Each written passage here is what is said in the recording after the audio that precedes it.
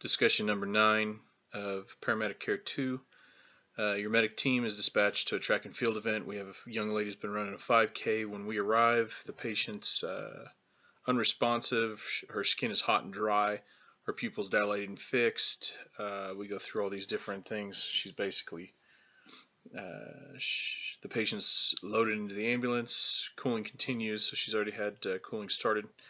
Oxygen, 2 large bore IVs running wide open with ringers. The patient is transported in emergency status and the hospital is notified. So the first question is, what's the athlete's problem? Well, we know she's in heat stroke.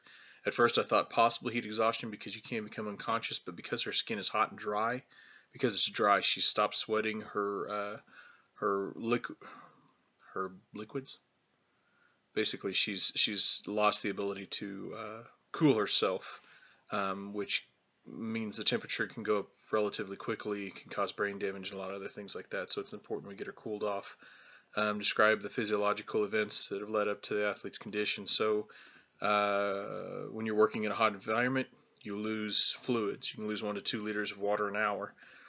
Each liter of fluid lost means that you lose sodium. As you lose sodium, you also, with the general vasodilation, and this is all from volume 4 of our book, it leads to decreased circulating blood volume, venous pooling, and reduced cardiac output, which in turn, also as you lose that fluid, the ability for the body to regulate temperature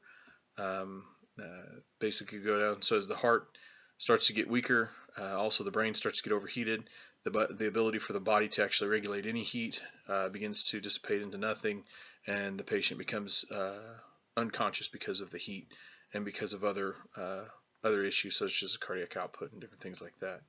And why do you think that the athlete experienced the episode? Well, it says that she had been sick, so I'm assuming that she's possibly started off being dehydrated because she was sick. She was also probably weak because she was, maybe she'd recovered, but you're never 100%. Even after you've recovered, you still have a little bit of time to get better. Also, because she'd been sick, most likely she hadn't been running recently, which means she wasn't acclimatized to the environment maybe as well as she could have been. So possibly dehydrated to begin with, and it said she wasn't drinking very much water.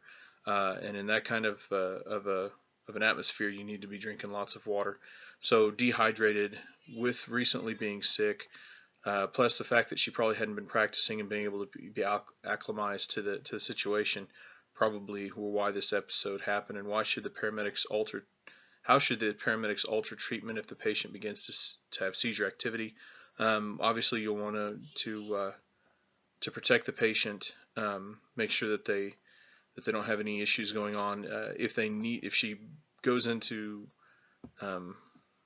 status epilepticus, you could treat her pharmacologically. But for the most part, you need to get her cooled off. That's what her brain's not functioning correctly because it's overheated. And she needs liquids and she needs to be cooled. So it's basically just get her in a protected position and get her body temperature down and get her rehydrated. Also electrolytes and different things like that. Obviously, issues with electrolytes. So it's just getting her back to a normal is the best treatment for her.